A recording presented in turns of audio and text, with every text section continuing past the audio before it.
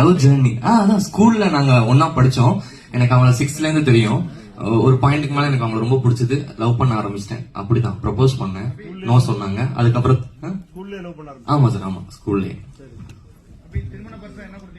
என்ன சார் திருமண பரிசாவா?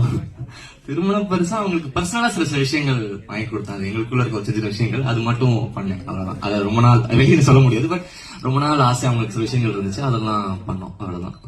அடுத்த படத்துக்கு முந்தி உங்க பேபி ரிலீஸ் இல்ல சார், தெரியல சார். அதெல்லாம் இன்னும் பிளான் பண்ணல சார். ப்ரொடியூசர் கொடுத்த கார்ல எங்க ஃபர்ஸ்ட் போனீங்க? ப்ரொடியூசர் கொடுத்த கார்லயா? நாங்க வந்து ஃபர்ஸ்ட்